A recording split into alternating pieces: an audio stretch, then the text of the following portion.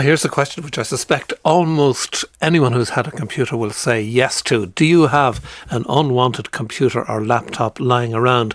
You may remember last year on the programme we spoke to Camara Education, which is an Irish charity which encourages households and businesses to donate their old laptops or computers for use in disadvantaged schools here and around the world. Camara says it got a great response to the item and afterwards received thousands of donated pieces of equipment. Our reporter Ashton Kenny has been finding out what happens to those computers after some people make the brave decision not to have all that computer clutter and make a donation.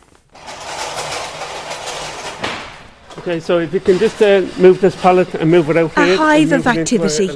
Volunteers at the Camara headquarters in Chapel Izard in Dublin are preparing to send another batch of computers to disadvantaged schools in Ethiopia and Kenya. John Fitzsimons, who is the CEO of Camara, explains how second-hand computers in Ireland are being given a second life. Over 10 years, we've shipped 75,000 computers, on which about 1.5 million kids have had over 40 hours access. So that means they really are getting good use of them, good use of the resources, and really benefiting educationally from them. The volunteers over here have just been packing up quite a few computers today, so they're just moving a fresh pallet of computers over to our finished goods area, after which when we get about 40 or 50 pallets, the next container will leave Chapel Izard and go to one of our education hubs, probably in, I think, Ethiopia. The computers have been changing the lives of students in developing countries across the world.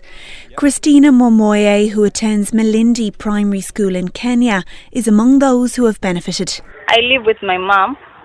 I have one brother and one sister. My mom, she's a soldier.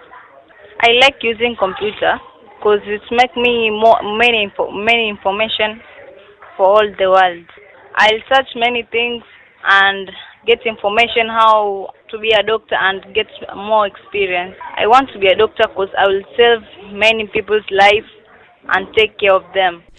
Esther Kuto, who is the principal at Dabaso Primary School in Kenya, says it's a privilege for the children to have access to the computers. Quite a number of the children do not make it to secondary school, and even some are not even attending primary school.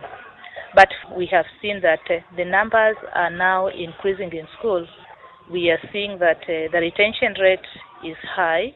We used to have a 30% as an average mark in the school, but now the marks have gone up to 45, and in some classes we also even have average scores of 50s and above.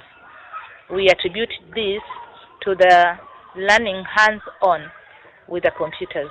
Although Camara is a charity, schools like Dabaso have paid a fee for the equipment they received, as Mr Fitzsimons explains. So in the likes of Kenya, for 25 computers, we'd train 7 teachers and support the school for about 2 years. They would pay a couple of €1,000. What they're getting for that is probably worth 10,000-15,000 euros. So they're getting it, compared to the market price from a commercial organisation, they get it at a heavily discount, which really means it's possible for them. When they do pay for it, they're the customer. So it's not like the traditional donor beneficiary dynamic whereby they have the handout. They're actually customers, so if they don't get the quality service products, they come back and complain.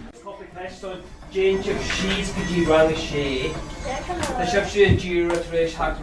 at home, students at Gael School Vara in Camara in Dublin are also reaping the benefits of the initiative. Senan Fagan, who's in 6th class, explains how having access to the computers has helped him. Really just typing faster. I don't make as much mistakes. I can be looking at the screen, not down at the keyboard, and just doing that and pushing the right buttons. I know my way around, like Control A, that highlights everything, and then Control C, it copies it, and then Control V, it pastes it and stuff like that. I know those controls. Ao Marcin is a teacher at the school. They're a great tool to have in a classroom when it comes to research, especially for history and geography. Children can actually see people and see places, use Google Maps, use images, use video. Sometimes we would have homework on our computers where the children would submit their work from home. I suppose the disadvantaged children would get a chance to take some of the laptops home if they don't have laptops or tablets. And this ensures that they kind of keep up with the rest of the children. Isn't that a good idea? If you want to know more, and I've already tweeted a link to Camara's website, it's camara.org, and just two questions arising. It's not Camara, it's Camara, which is a Bantu word meaning teacher. And yes, they erase the hard drive before they pass it on to anyone else. But as I say, I've tweeted a link to it. You can find out more at camara.org.